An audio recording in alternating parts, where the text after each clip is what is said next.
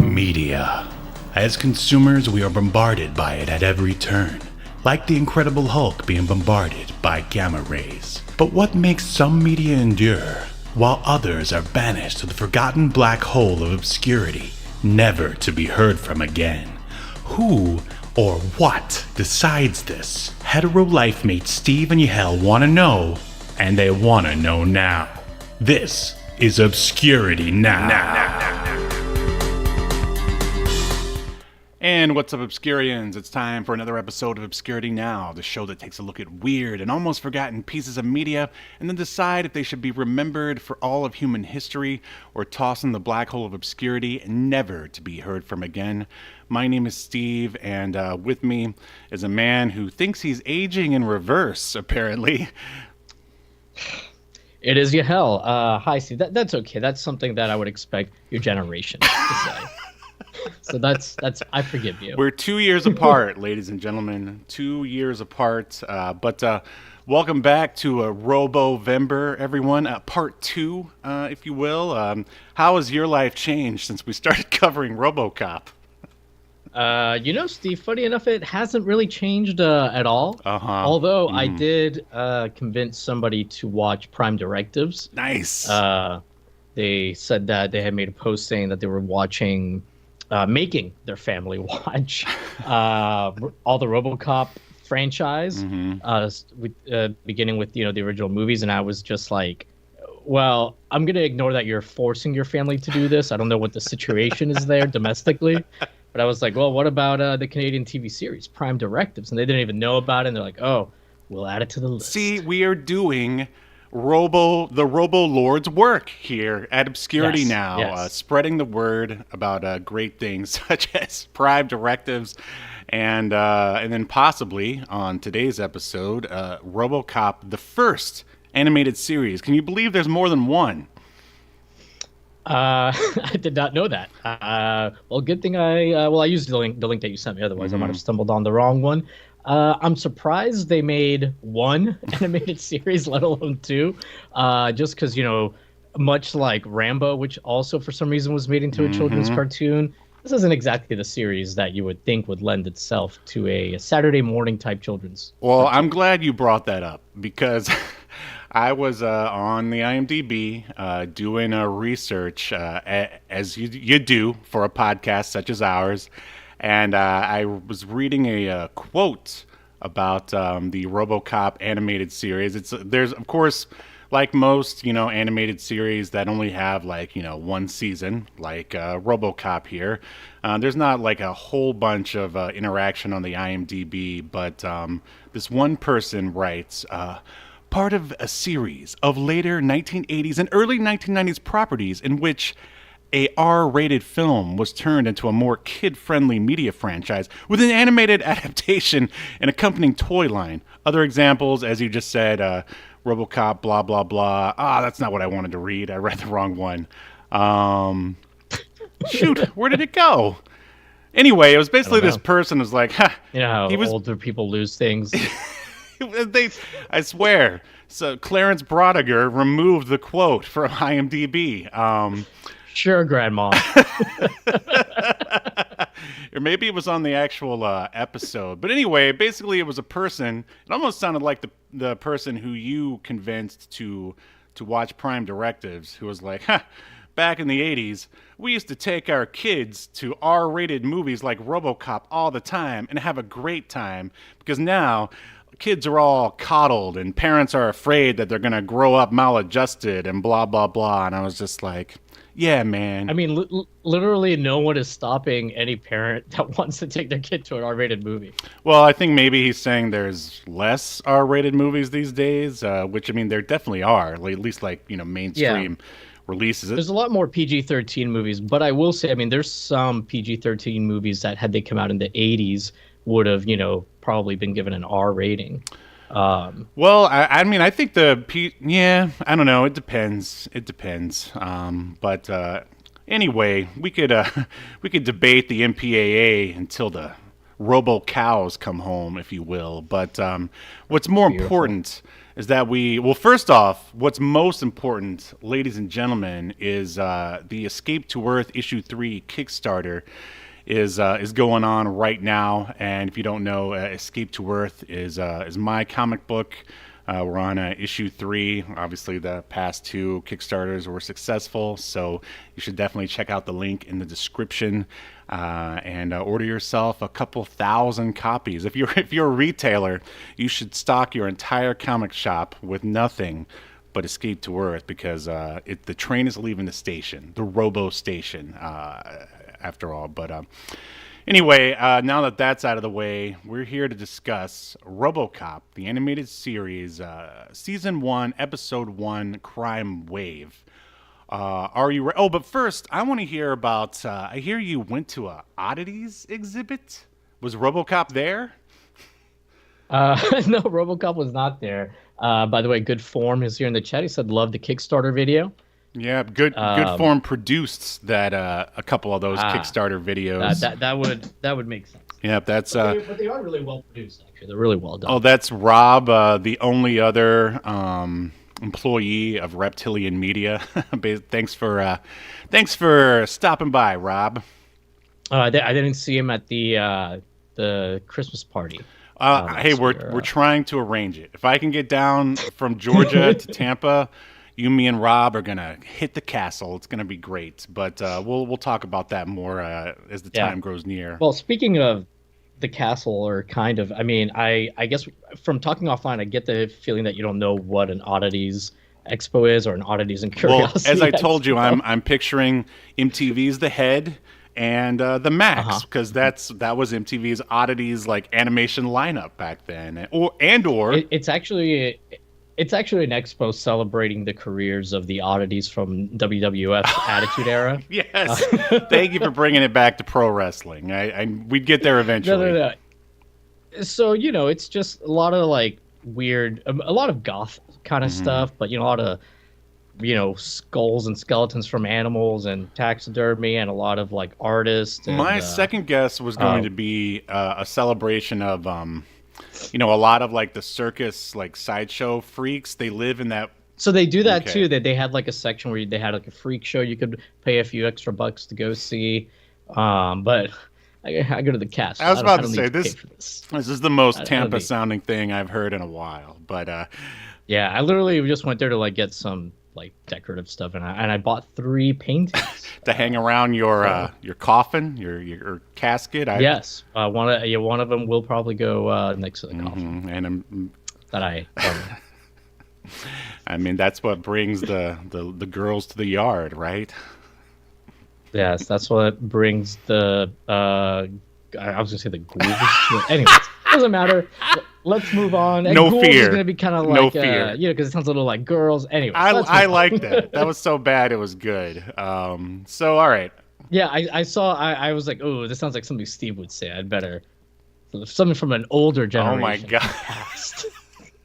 From yesteryear. Are you high already? Oh my god. Oh yeah, I am. Oh man, you know what? I'm gonna start doing drugs before we do this. Just if I don't assume I am high. Always. Is doing this show that hard on you that you have to do recreational drugs every time? I only get high when I'm going to be doing something fun to enhance it. Steve. So I wish you had more faith. I'm just double checking. I don't want to. I don't want to put you through anything you don't want to do, which is something you've never said to any of your dates, like ever. It makes sense that someone from your generation would be a pessimist, having gone through World War II in Vietnam. Who am I, Steve Rogers over here? Yeah. All right, are you ready? All right, should we get into it? Yeah, sorry, you read my mind. All right, here we go.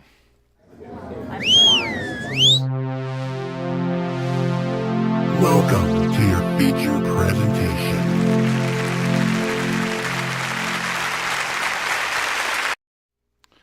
All right. The first Robocop animated series premiered October 1st, 1988. 12 episodes long, only one season.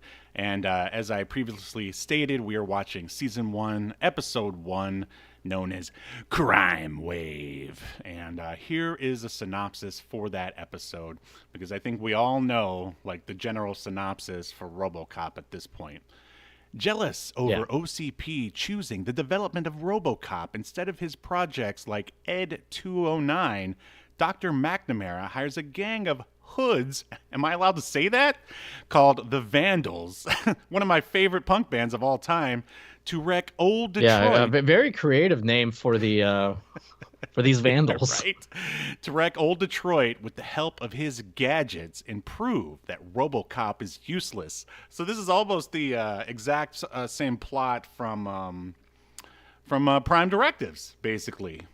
Yeah, very similar. In fact, I kind of expected the gang to be called what was the one Bombs. in Prime Directives called? The Bombs. Yeah. They had like also something very like, on the nose. Mm-hmm. But Steve, I don't know if you want to talk about it offline, but I was wondering if maybe you'd be interested in joining my gang. We're called the Criminals. I've been trying to get in with them for a long time. Thank you for inviting me.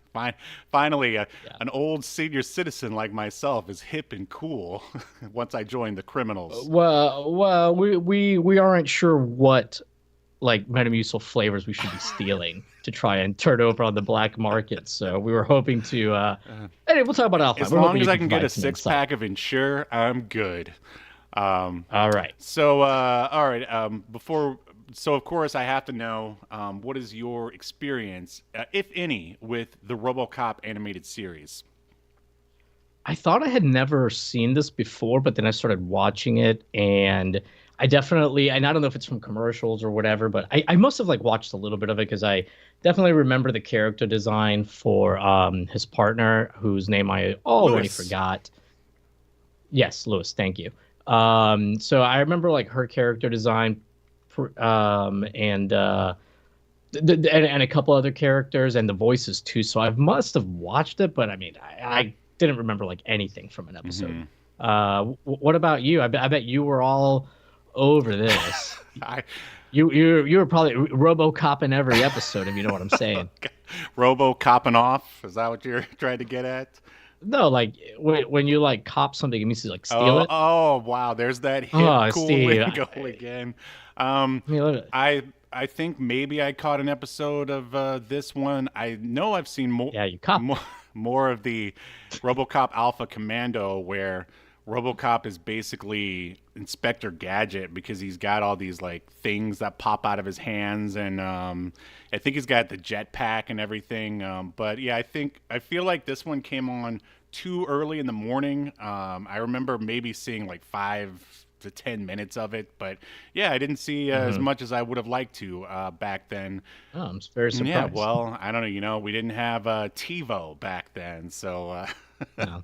It's good to see at your age you can still, surprise us every once. This is the dumbest gimmick ever. He's 2 years older than me, ladies and gentlemen. 2 years older. I don't know if you're able to. I don't know if you're able to see it without your glasses. But Creative KV's in the chat. He said, "Sup guys, how's it going?" And he also had I don't have to bring the No Fear shirts because he does it. He does. Let me read his comment. Don't expose your baldness. Cover it with metal. No fear. That's, man, I think we could probably sell that shirt to a lot of people in the RoboCop Facebook group, probably, if they're here. Yeah. And if you are here, thanks for joining us. So you were talking about the character designs, and do the character designs here remind you of any other sort of popular cartoons that were going on at the time?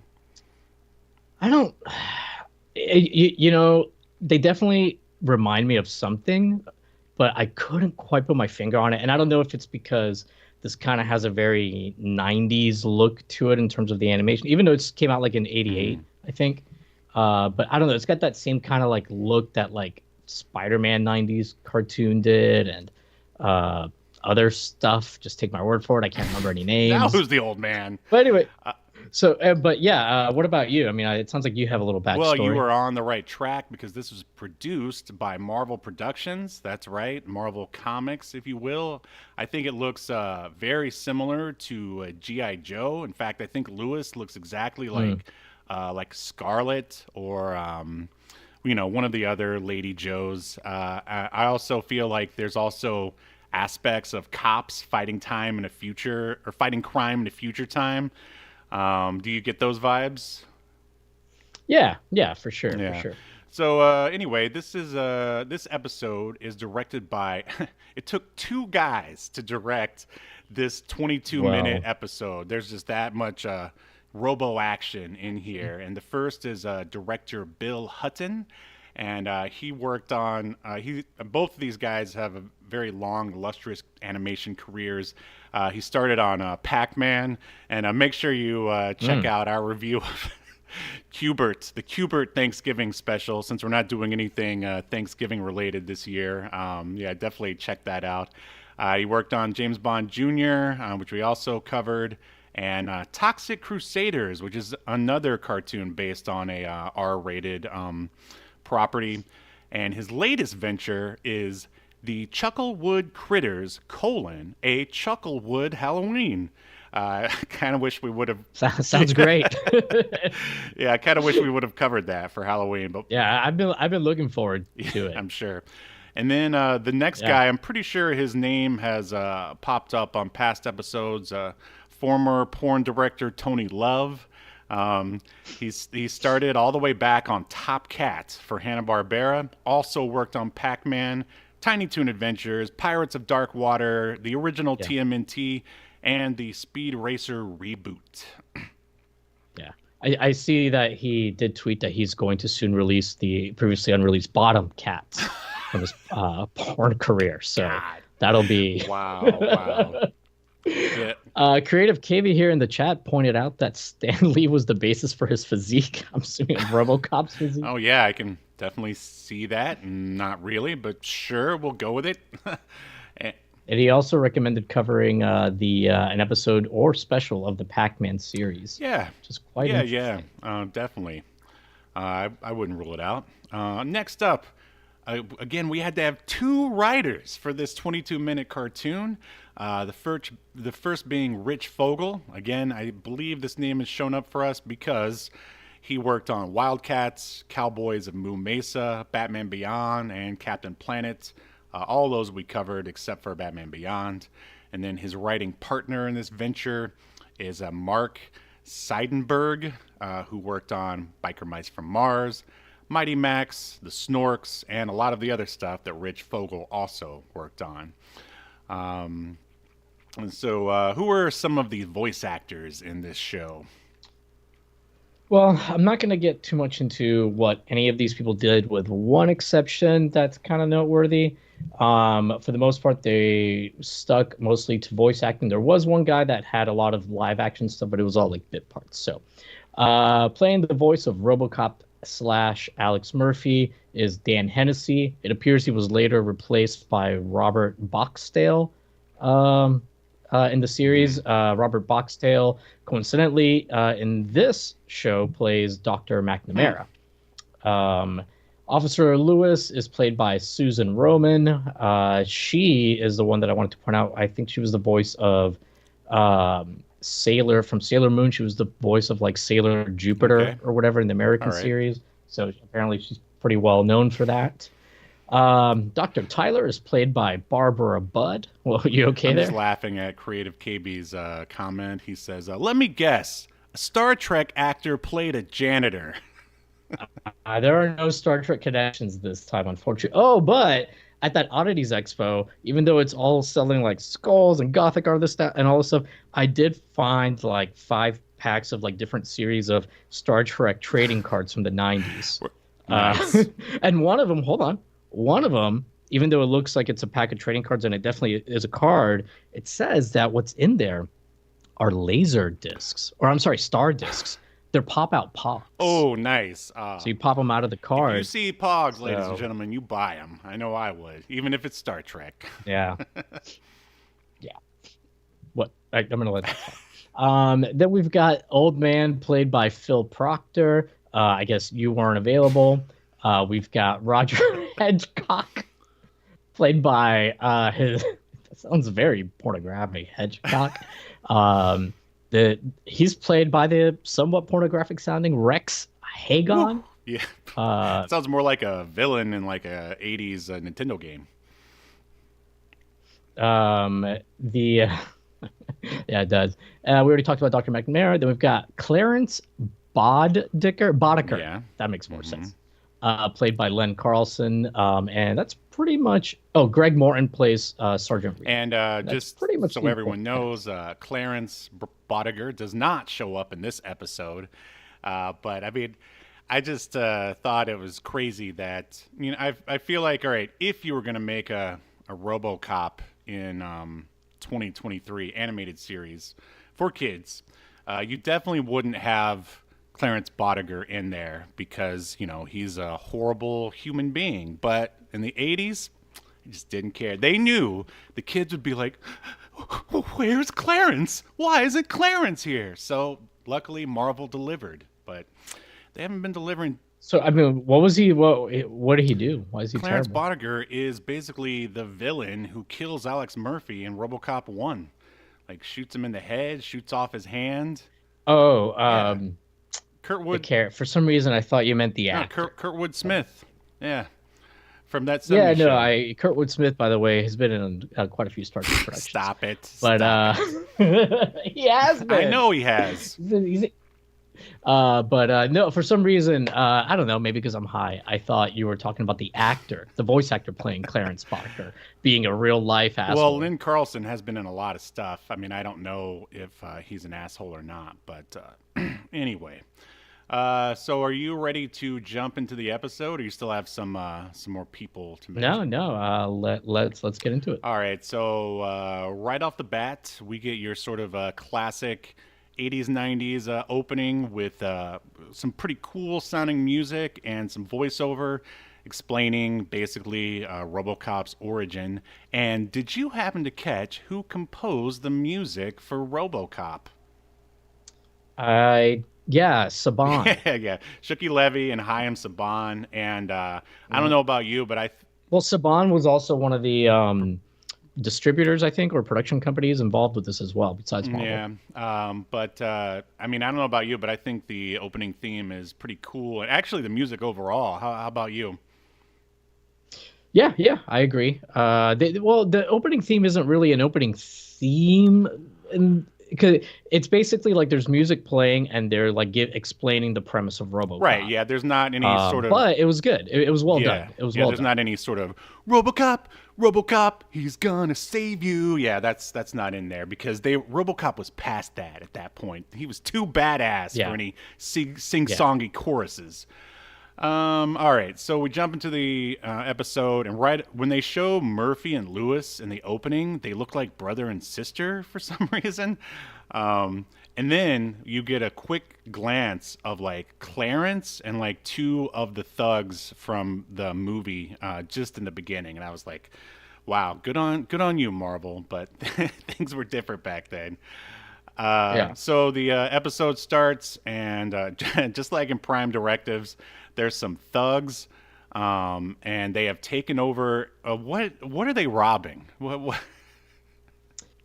Steve, they're robbing blood. That's what they're stealing. They're just stealing they're blood. They're robbing a blood bank, and I don't think they ever mentioned why they needed it. Well, they say one of the bad guys says, "Oh, careful with that. This stuff's worth, a fortune on the black market, the black blood market." I guess they were in old Detroit in the not too distant future. There's a blood shortage somehow. But the thing is, like, I mean, who is buying this blood? It would be hospitals more than likely, or medical places anyways. So, and I'm just trying to picture like the writer's room, and by the room I mean the two dudes talking to each other. And they're like, "All right, so we're gonna have the thugs rob a bank." The other guy's like, Nah, brah, I'm sick of banks. Like, we gotta do something different. This is RoboCop. We gotta think outside the box. And the other guy's like, "Well, bro, how about a blood bank?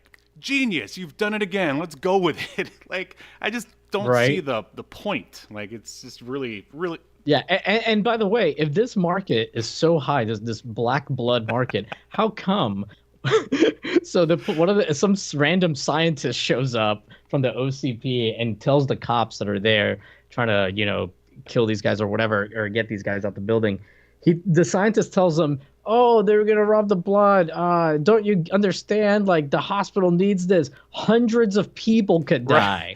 Right. So I mean, it sounds like they're not really gonna have that many potential customers for this blood. I don't think it's in as high demand as the Vandals think. Right. Well, I assumed that the scientist, he was the guy working in the blood bank, and for whatever reason, the Vandals let him go. I guess they didn't want to do a hostage situation. Well, I think that hours is what it looked like, because like the thing was empty, and I just thought he showed up because the alarm alerted him. Yeah, or they called him up and like, we Safe have a Touch situation. was like, hey, what's your blood is getting stolen. Right. And how would you? Okay, so the thugs, they all have matching camouflage pants. At least they bothered to change their tops or whatever. I guess so they could sell more action figures. How would you describe the leader of the especially his haircut?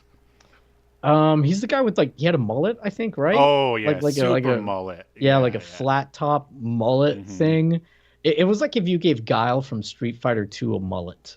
Oh yeah, well said. Yeah, but you kept the top part as is. Exactly. So basically, the cops are like, come on out, give yourselves up. And mullet guy, I just kept calling him mullet guy. He opens the window and basically unloads on the cops. But before, do you remember what part of his body he told the cops to kiss? No. He said, "Kiss my big toe, copper," and then unloads on them. So, ooh, really edgy stuff.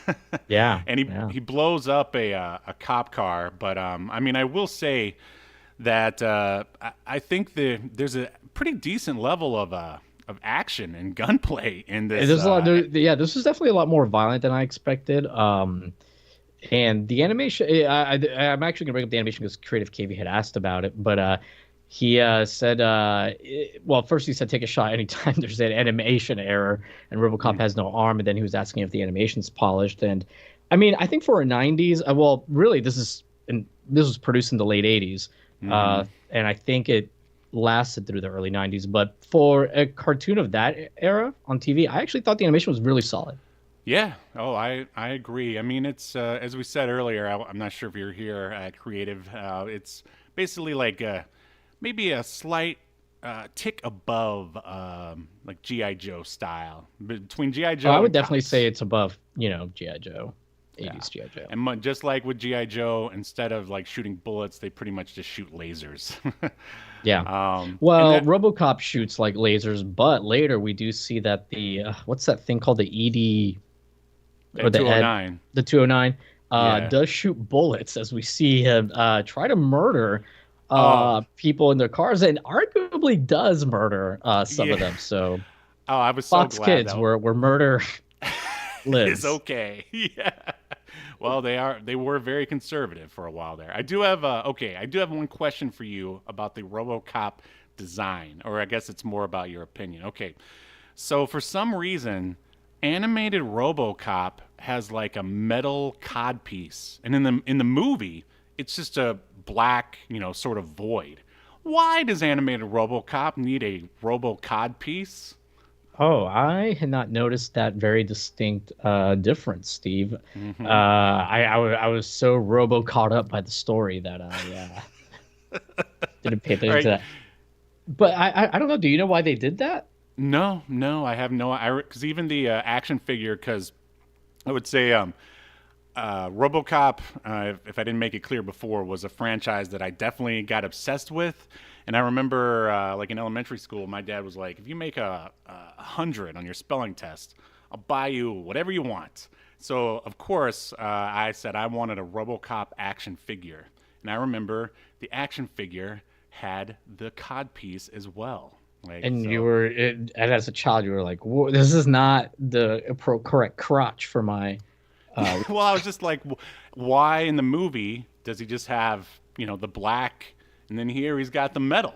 Dad, why do I have to spell all the words right, and Hasbro doesn't have to get the codpiece right? Yeah, I should have asked him that back then. I really should have. And your dad was like, son, some things you'll have to wait to get to heaven and ask God about.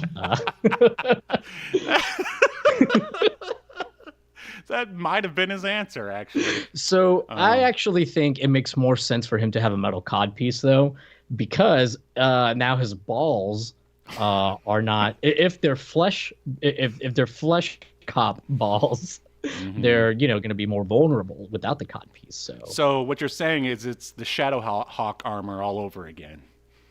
Kind of, yeah. And then the thing, and at one point, the bad guys, the villains here, the Vandals, they shoot at RoboCop, and I think the Vandals did have bullets though. They didn't have laser guns. No, you're right. And you're right. So the bullets are bouncing off RoboCop. His balls are fine. But one thing I like that he did is he put his hand up over his mouth, his mouth, so his fleshy bits wouldn't get shot up, which I thought that was a nice little touch. However, like 10 frames later, he drops his guard, he drops his mouth while he's like talking, or he drops his hand and just lets them shoot at his mouth. So I don't know. But it was nice that somebody thought of it, I suppose. Right. Yeah. I mean, they never even did that in the movies. I just think it's amazing that they chose to do that here in the kids' cartoon. Yeah. But moving on. So basically, the blood bank starts to shake, and out pops a RoboCop and Lewis. Through a wall. They break a wall. Kool-Aid Man style. Kool-Aid Man style, absolutely. And let's see. The bad guys, of course, immediately try to waste RoboCop, but he pretty much wastes them. He shoots a bunch of lasers at them and causes them to pretty much scatter. Mullet Thug and his, I would say his sidekick, Sunglasses Thug, the guy who's constantly laughing. They try to leave in a van, but of course RoboCop, I mean, he's been doing his deadlifts. He deadlifts that van like it's nothing, and he shakes it. Somehow the door opens and the thugs fall out like no problem. And Lewis, since she's a woman, oh, I forgot to say, Mullet Thug, before they jump into the van, he ignites this timed dynamite, and he's like, yeah, we're going to leave something for the cops. And while RoboCop is shaking them out of the van, Lewis grabs the dynamite, and she can't defuse it, so she gives it to Robo, this highly intelligent, artificially intelligent, robot cyborg. And how does he take care of the bomb, Yahel? Well, there's only 10 seconds left or something. He goes, "There's no time," and he throws it through a window on the ceiling, and it explodes 100 feet in the air. So Creative Caven was asking, I think he was joking around, but I am kind of curious because I don't remember. He was asking, if that how Murphy was killed, if they shot his nether region. But does his nether regions get shot up in the first movie when he's killed? Well, they killed his legs basically, or shot up his legs. Oh, that's right. That's right. So yeah, he doesn't have there's no way for him to, make any Robo kids if you get my. Oh, drift. So his crotch was shot. Yes. Yeah. I mean, they basically took away his bottom torso and just put robot legs down there. Okay. Yeah. All right. I liked your impression of the RoboCop voice, and that leads me to another question. How do you feel about this voice compared to Paige Fletcher's voice in Prime Directives? I actually like this better. Yeah, me too. Than it's Paige Fletcher's voice. Yeah, it's more. I also like the way this RoboCop walks better. it's true. Yeah, 100%. So now we're at the jail. I guess you could assume at the police precinct. And we forgot to mention there was a cop outside of the whole blood bank situation. This guy, I just called him Officer Squinty Face, and basically he busts Robo's Robo-balls about his performance during the bust. Basically, it's your typical, I'm sick of your robot ways, blah, blah, blah. And then RoboCop, he's just all laying down the Robo facts.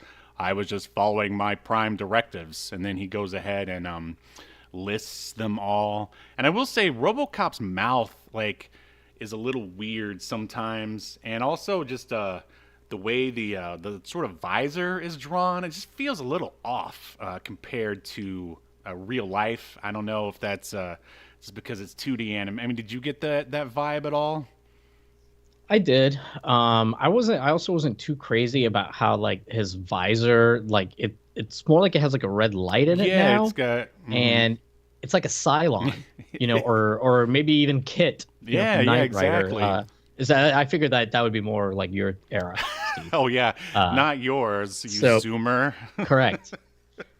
So anyway, yeah, and they kind of use the light, sometimes it'll be longer, sometimes it'll be shorter, and they kind of use it, I guess, to show you his expressions or Yeah, that's why. emotions. And one time they use it to like imply, okay, I'm fully powered up, so I'm not crazy about Yeah, I guess it was to give, yeah, like you were saying, to give RoboCop some sort of indicator of how he was feeling or interacting with things. I guess they felt kids needed that for some reason. Um, so moving on, we now get. By the way, I just want to mention this before I forget. There's one time where like RoboCop, it might actually be after they arrest the vandals or whatever.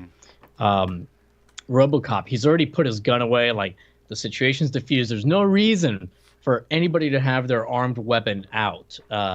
RoboCop, his thigh opens up.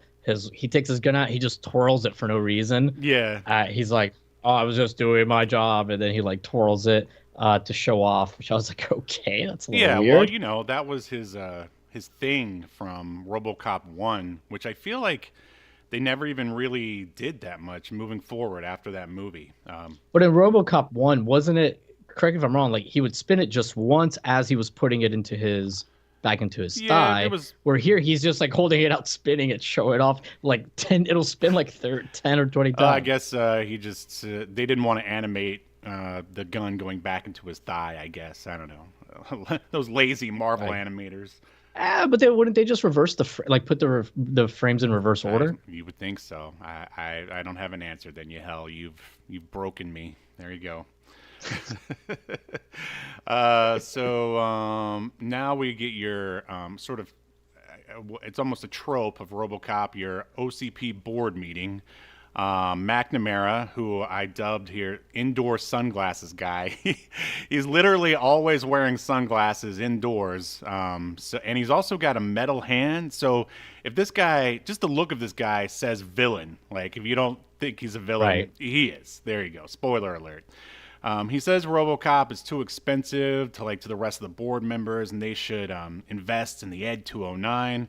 And then we see a hilarious clip, or what turns into a hilarious, if not maybe Oh yeah, I was laughing out loud. blood-curdling clip of Ed 209 directing traffic, and someone does an illegal turn, and he just Well, I think before you explain what happens, you should explain what Ed 209 is for somebody who may not know. I mean, do you want to take it away? Sure. It's basically like a little mech, Yeah. but he's got these giant, ridiculous guns. He was, how tall was he in the movie? Would you say like 15 feet or something like between that? 10 and 15 feet if he extended to his Yeah. full height. Yeah. Yeah, right, exactly. So yeah, he's this giant walking mech that's not controlled by a person. He's like his own autonomous robot thing. Go ahead, Steve. But yeah, I mean, I always thought Ed 209 looked pretty cool, but he just he wasn't able to walk downstairs, and that was a problem. So he's directing traffic. This, as Yale said, this mech Ed 209, and these hipsters make like an illegal turn or something, and basically Ed 209 with his An illegal U-turn. arm-mounted laser/machine guns, whatever they are here, he just unloads on everyone out on the middle of the street in broad daylight. And they thought this was acceptable for kids in 1988. I love it. He shoots up the trunk so bad that it catches on fire and they get into a car accident. Then he shoots into the car that just straight up explodes, so they're dead. And the whole time he's just like progressively saying funnier things. He's like, he's like, switching lanes without a turn signal is a violation of code blah blah blah. And then like after he causes this massive car wreck, he goes to the cars that have been crashed and he tells them that they're illegally parked. Yeah, that's if Prime Directives has a flaw, it's the fact that there's no Ed 209 in it. But it wouldn't really make any sense for them to have Ed 209 in there since it took place in the future so much. Yeah, in the chat here, Creative Kitty had said, I think this is harkening back to a question he asked last week. Why did they leave me bald? Are we here just to suffer? Because they made RoboCop Alex Murphy bald. When they no reason turned him into a robot. Wait, did we discuss this last time? There's no reason for a cyborg to have hair. All right, let's move on. Okay. Yeah, but I mean, is it not growing? Did he just happen to go bald? Are they shaving it regularly? I just want to know. See last episode for these answers. Okay. So moving on, the Vandals have taken up residence. They're in an arcade playing arcade games, and they're the only ones in the arcade though. And is it a different gang? There's another gang. They all wear skull shirts on their. There's. No, I thought this was the same gang, but because they talk about you're right. like. Well, I don't know why they're all wearing the same shirt now. I guess they didn't bother to put. They didn't coordinate their shirts when they were robbing the blood bank. Well, yeah, this may have been something like after they were foiled. They were like, you know what we're missing? Matching shirts. Coordinated shirts. Yeah. Yes. And they start. Basically, they lose at a game. Like their leader, I think it's Mullet Guy, loses. So they take out their frustration on the arcade cabinets. And I mean, as a supporter of classic arcade games, I was triggered by this whole scene. Humans being eviscerated, no problem. But classic arcade cabinets, I cried. I really did. They like kick it and it starts like crumbling as they're kicking it. Which one of them's on the ground, and they just unload on it. It's so ridiculous. It's hilarious. I think though, Steve, like I agree, it was pretty funny. I don't think it was intentionally funny, but I guess it's to like establish that they're stronger than your average human, because then immediately this guy comes in, the evil guy with the sunglasses. McNamara. Yeah, he comes in and he's like, "Hey, I know you guys have special abilities. I've seen the way you beat up this Galaga arcade cabinet. You really took it and to you Trog. know what? I want in." He basically is like, "I'll pay you a bunch of money to cause a crime wave," and they're like, ask him, why would anyone pay us to do this?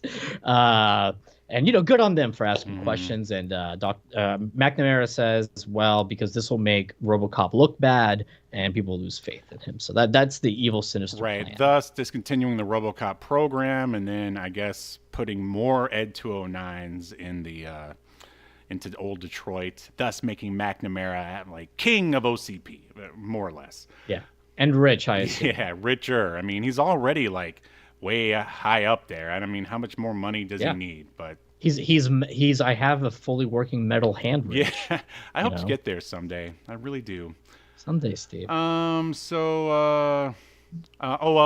forgot to mention though, before he hires them, the gang turns their ire onto McNamara, and he just very casually calls in an Ed 209 and he unloads on the gang, again destroying many priceless animated arcade cabinets.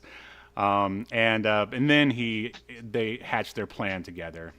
Right. Yeah, I forgot that. He shows them he means business, and he also offers to give them any technical assistance. Right, yeah, because I mean, obviously they will, need more to go up against the entirety of the Detroit police department. Yeah. Although we should mention, Steve, that the Vandals already have a cyborg on their team. They have Robo-Dog. Yeah, which we haven't discussed. I'm glad you mentioned. Oh, I think it's just a dog that's wearing armor for some reason. Yeah, I think so too. I don't think it's like has cybernetic But did it remind parts, you of another animated robot dog? No, it actually reminded me a little bit of whatever He-Man's thing he rides Cringer, the battle cat. Cringer, sure. Yeah. Yeah, battle cat. Well, it reminded me of the robot dog from Cops, which I previously mentioned. Yeah, I think their names were like Bowser and Blitz, it really reminded me of that thing. Anyway, so now we are in the Robo Lab, and just like in Prime Directives, RoboCop sits in his chair. and he's got who I call the Robo Nurse, basically this female scientist who's in charge of taking care of RoboCop, and I swear the guys who made Prime Directives they took a lot of influence from this animated series. It seems like. Basically, she's RoboCop's only sort of. You think like the chief of police would be like RoboCop's like, oh, I'm sick of your renegade ways, RoboCop. You need to take it down a notch. But no. The chief is 100% for RoboCop, but the nurse he keeps using sports analogies to describe the situation whenever RoboCop's not around or unavailable. He's like, "Oh, where's that RoboCop? We can't have our best man on the bench." Yeah, he does. Yeah. Another time he's like, it's 4th and goal, everybody, and RoboCop's not around, so you gotta get out there and die in the streets. Yeah, it's like war games. He's got to throw a bunch of guys over the top rope in order to. I don't know all the rules anyway. Yeah, but you get the idea. So anyway, the Robo Nurse is like, "Oh, RoboCop, you've depleted your energy, blah blah blah." And Lewis is like, "Oh, you can't tell RoboCop what to do." And they basically have like an argument. And the Robo Nurse calls Lewis a paramecium, which is kind of funny. I don't know. I chuckled at it. And just like Yahel says, the chief comes down and is like, "We need RoboCop into action." And then, of course, RoboCop, like not listening to his mother figure, the Robo Nurse, is like, he just jumps up and throws on his helmet and is like, "I am ready to get into action," like more or less. I mean, I guess the chief is his boss, is I guess what. And then there's like a scientist, a second scientist who I guess is like that lady's assistant or something. But he's always like, "Yeah, get out there, RoboCop," even though she was just like, "You gotta stay." Like what she's saying makes total sense. She's like, "No, you have a lot of circuits that are screwed up. You're barely functional. You need to stay here so we can fix you, or it'll be permanent." And everyone's like, "No, fuck you, Robo Nurse, RoboCop out there." Yeah, well, I guess RoboCop just cares too much. That's what they're like. She's the only one that's really looking after his well-being, and everyone is like, "No, you gotta. It's his body, his choice." Well, those are an odd choice of words, but sure, yeah, let's go with it. So the Vandals, they're wreaking havoc in a mall. RoboCop and Lewis drive their squad car into the mall, which I had that car, in case anyone's interested. The toy version of it, that is. Then the gang, they converge on Robo. They end up knocking him down, and then one of the guys has a chainsaw, and he cuts Lewis's gun like in two, and they end up handcuffing her on the ground. I think that's at this part. And then basically RoboCop and Lewis, they end up taking on the guys with just fisticuffs. I guess it was a reason not to have a bunch of shooting or whatever. And they run over RoboCop with a car, and then they just walk away. I guess Lewis just. Because he wasn't handcuffed here. They decided they didn't want to hurt Lewis, and they just walked away. And then Lewis shows up, and she's like, "Robo, are you okay?" And he shuts down, just like the nurse, the Robo Nurse, said he would. So you're right. They really should have listened to her. So now we're back in the Robo Lab again, and the Robo Nurse blames Lewis, which as she should, because I mean, she should be blaming everyone, really. And then Lewis is like, maybe it is my fault. Yeah. And then she never reflects on that again for the rest of the episode. But isn't like the next scene like basically RoboCop is like goes with them anyways, even though again he's not like at full whatever. And she's like, "All right, let's go, RoboCop." So this is Lewis. I mean, she does not. Yeah, she doesn't care. Yeah, and then we get a shot of McNamara. And he talks to the old man, or AKA the boss of OCP, and the old man is like, "Ooh, I guess I will reconsider the RoboCop program." The McNamara in this scene, did he remind you of? Remember when like Sting and a couple times in TNA, he like wouldn't wear his makeup for like promos or interviews, and he would just wear sunglasses and have his like. Didn't he look a little bit like A Sting? little bit, yeah. And for those who don't know, we're talking about Sting the wrestler, not Sting of Police and Kama Sutra fame. One of these days, they have to team up somehow.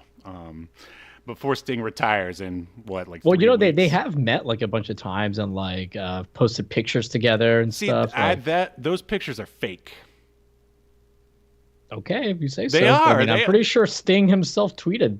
Well, all right. You show me the evidence. We'll follow up. Okay, we will. We're not going to follow All right, so moving on, we get a media break, which for those who don't know, media break is basically the news in the Robocop universe, called Media Net in Prime Directives. And it shows the gang once again wreaking havoc, this time on the entire city. And then we are with the gang in real life, and they are driving around in, do you remember the name of this vehicle that they're driving around in? The Killdozer, Yeah. I think. And I swear, wasn't there a Killdozer in the Captain Planet episode we watched also? Like that? Man, I don't recall. No, I'm pretty sure there was. But anyway, so just... All right, wait, I'm not crazy. I found pictures from WCW magazine of both Stings together. Okay. All right, I'll take your word for it. I'm going to buy the magazine and send it to you. Okay. So yeah, just like Yahel said, the chief basically rallies all the cops, and Robocop just jumps up, ready to go, and they blast some awesome music in the background. And Robo Nurse voices her opinion that Robo shouldn't go, but he does anyway. Robo was just like, "Screw you and your facts, Robo Nurse." And I mean, he didn't actually say it, but he was thinking it. You could tell. It was in his little blinky visor. The gang is in the Killdozer. They smash cars. They head to the gold depository to steal gold. Remember when we actually used to have gold in this country? It was probably the 80s. Then Jeff Jarrett and Global Force Wrestling, Global Force Gold, took it all. You don't know what I'm talking about?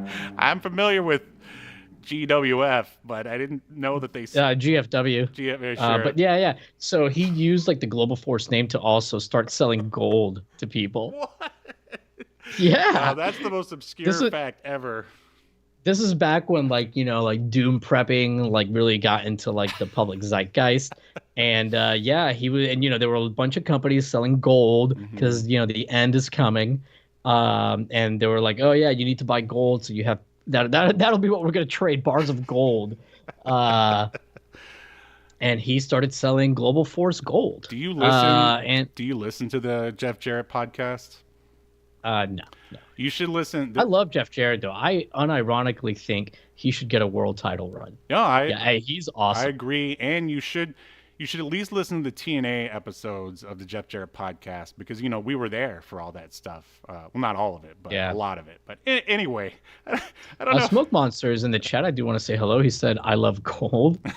Gold. I think he's doing a Austin Powers reference there. And earlier, Creative Kiwi had asked if we would ever do like a live kind of Mystery Science Theater 3000 like watch along, and commentary. Telling him if we ever did, for us to do something like that, it'd probably have to be something that's in the what's it called, public domain. Well, we tried a few times. We did I think it was the Legend of Zelda episode, and YouTube shut that one down.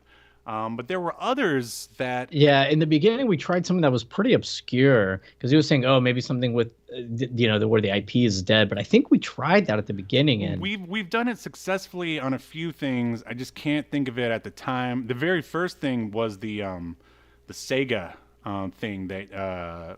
Oh, yeah, absolutely, Rose Street. But that's because we already knew from me doing it that it would be fine. There's a few... Like, we did one over... that Hulk Hogan game, the CD-ROM game. Thunder in Paradise. Yeah, that was one that was pulled off successfully. So yeah, I mean, I would definitely like to do that again. Yeah, we just have to find something that YouTube isn't gonna shut down the stream for. Yeah, but I'm sure we'll do it at some point. Yeah. But moving on with RoboCop here, they shoot missiles at RoboCop, Lewis throws a smoke bomb in the Killdozer. But yeah, here they grab Lewis and they handcuff her because the writers are like, oh, what are we gonna do with Lewis? We got to get her out of the way because we all know Robo's the big star here. They all gang up on Robo, but he picks them up and throws them around like rag dolls. Because and the way this whole thing ends is just so stupid. So Robo's energy gets depleted, but somehow he manages to throw a steel beam at the Killdozer. And then again, it goes through like the window of the Killdozer towards the head of the henchman driving it, like Final Destination style. I was like, oh my god, like that guy's dead. But then the next scene, like they show he like I guess he ducked or something because he's fine. It's so over the top. It's hilarious. And then for some reason, again, we've got a highly intelligent cyborg here. Robocop finally uses his gun to shoot the fuel tank of the Killdozer, causing it to explode, proving once again and for all that guns are always the answer to all of our problems. So, and then Robo frees Lewis, and then we see the old man, once again, the head of OCP, talking to McNamara, and he's going, oh, I think it's too soon to discontinue the Robocop program. And of course, that doesn't sit well with McNamara, but he takes it because he's just a corporate crony. And then we're back in the Robo lab. All the cops praise Robo, except, of course, the Robo nurse, who says, it's weird, he says, he could have been killed. And then Lewis says, you can't keep a good man down. And then the nurse says, or machine. And then they all laugh and then cut to credits. Like, does that ending make any sense to you? It sounds like like if I didn't know better, I would have sworn you were describing the ending to an episode of Garth Marenghi's Dark Place. Yeah, oh man, it was so cheesy. Yeah, very 80s. But what do you think about RoboCop like waiting to the very end to finally use his gun? I mean, I guess he kind of has to, right? Otherwise, it's over. Although he did use it like right away when he stopped the guys at the blood bank. Yeah, I mean, I feel like normally they they try to find reasons for them not to use their gun. Not to, right. But they just... Well, at one point, he did try to use it earlier, but like they had knocked it out of the way or something, because remember he goes, I must find my weapon. Oh, something like that. Yeah, there you go. See, Steve, this is why they had two writers. So they could double check each other. But yeah, anyway, that is the... But I will say, I was very surprised that they actually do have RoboCop, like, in the beginning. Like, he shoots people and he hits them. Yeah. Like, even though it's like, he doesn't have bullets. He has, like, the laser, G.I. Joe-style laser firing. But unlike in G.I. Joe, people actually get hit by the shots. It's extreme, bro. I also found it a little hard to believe that this gang, and again, they try to show that they're, pretty powerful, but like the entire Detroit police force are just somehow useless against this gang. Only RoboCop and Lewis, who's just a regular human, they are the only ones who show up in the mall to take down the gang, the vandals, not the band, like the gang. Literally all that the Vandals have to do to defeat RoboCop is just split the team up and schedule two heists at the same time. Yeah, right, exactly. That's all you had to do. Well, Mullet Guy, although he's a very big, powerful leader, he's not the best strategist. No. And he's always telling people to kiss his toe. It's really, really weird, kind of uncomfortable. Yeah. It's a little Tarantino-esque. I knew you were going to say that. That's your favorite director, and I'm starting to wonder why. Or one of your favorites. Because he's good, that's why. Oh, okay. Because he's good at putting scenes with feet in movies. He is good at that.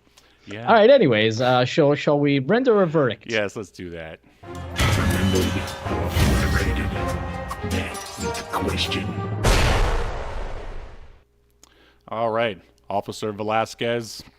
Do you think RoboCop, the animated series, Episode 1, should be remembered for all of Robo history, or tossed into the black Robo void of obscurity, never to be heard from again?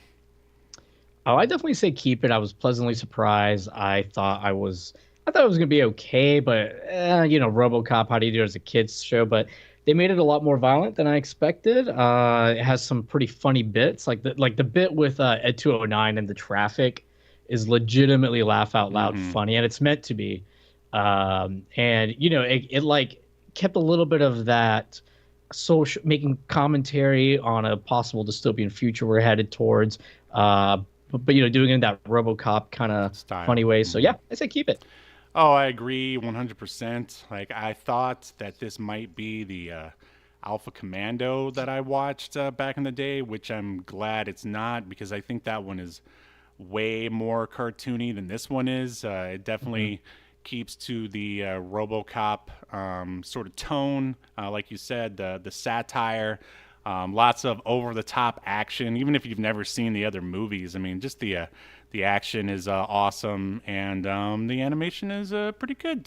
So yeah, for all those reasons, RoboCop animated series shall be remembered.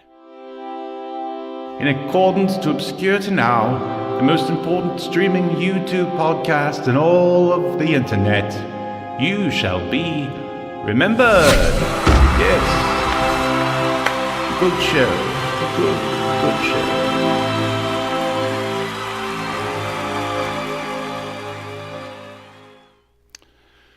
All right. Well, I think we're just getting lucky here with the RoboCop content. Yeah, so far so good. 2 for 2. So I wish the original film franchise could say the same. Yeah, right. After the first one, of course. Right. But tune in next week. Robo-vember continues with a comic book read-through of Marvel Comics RoboCop #1. So there, I mean, that's kind of Mystery Science Theater-esque, if you will. Anything else you want to add here before we sign off? Anything we need to discuss? We got through this pretty fast. No, not really, to be honest. But if you are interested in watching RoboCop, it is here on YouTube. I usually have the link, but I didn't bring it with me.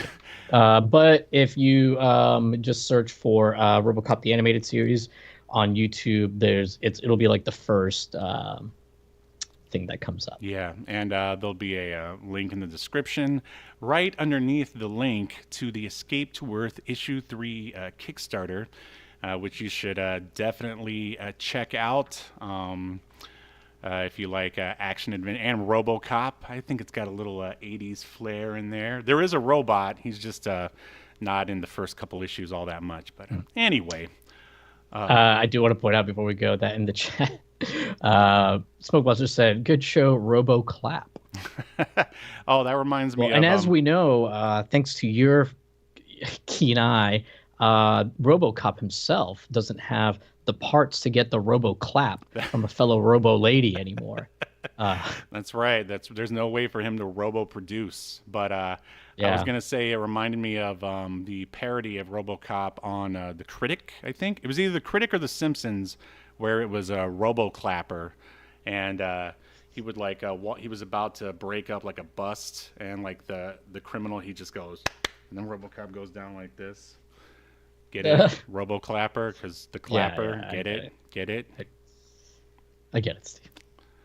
See, I learned about it in history class in school. I don't think you will. I'm so young. That's the problem, man. They're not talking about the Robo-clapper in the schools these days, so you got to go to podcasts like ours to learn about Robo-clapper and RoboCop and the Robo-cod piece and all that other Robo stuff.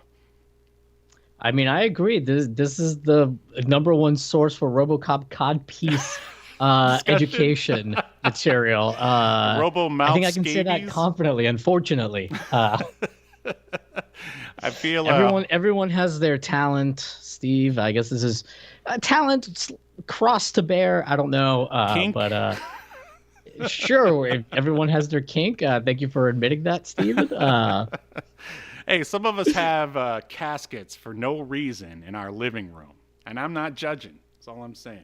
It's a coffin, and it's a coffin shelf. Just cover your mouth when you're coughing, okay? Well, folks, it's been nice being part of this podcast, I think. Woo! Woo! Styling and profiling. Yeah, we're just sort of winging it here. Should we call it? Anybody in the chat? Yeah, have I think it's clear we've run out of material. We never had any material. What did you think of the laughy henchman who laughed before he said everything? Oh, his name was Crash. He reminded me of like I was actually gonna make a comment about like, oh, this is kind of like Maniac, it was supposed to be in Wing Commander. Right. Also, but he was a little Joker-esque almost. Sure. Yeah. Well, I mean, I would say that is a trope of like 1980s entertainment because, again, in RoboCop 1, a member of Clarence's gang is always like, basically they're all laughing like that. And of course, as we talked about in Prime Directives, Bone Machine, he definitely had that laugh down as well. I'm a zany criminal thing. Yes. All right. Well, I guess that is our show. We'll see you guys next week. Stay tuned for one of the newly filmed promos for the Escape to Earth Issue 3 Kickstarter. And we will see you next Sunday as we continue to unearth more obscure media only on Obscurity Now. We'll see you next week. And I'm going to put the Escape to Earth link in the chat. Thank you. All right. Bye-bye. Seen it, hated it. It was okay, I guess. Better in the 90s. Seen it. There's nothing I like on TV anymore. I'm done with movies and television. I'm gonna go old school. Read a good book. What the? Rob, you don't want that. You at least want something with pictures, don't you? Do I? Well, then you should try comic books, especially Escape to Earth, Issue 1. Whoa. It does have pictures in it. And cool artwork, too. And drawings. And coloring. And dinosaurs. Whoa. It kind of reminds me of that movie franchise, Jurassic World. Starring Chris.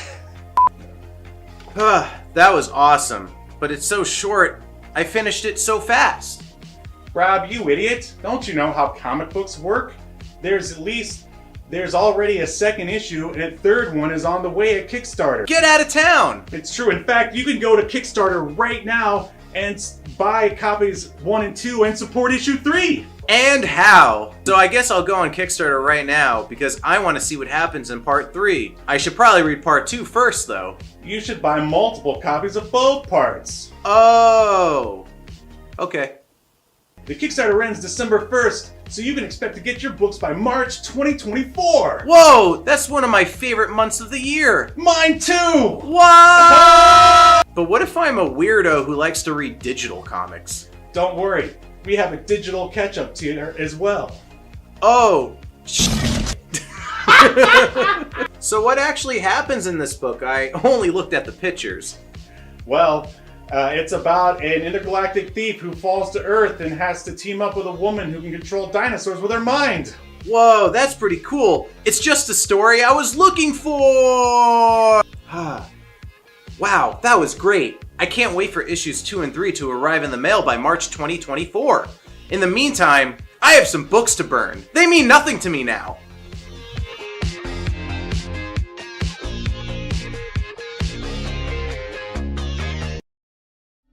You've been enjoying Obscurity Now, a podcast that's recorded live to tape and streamed to Twitch and YouTube.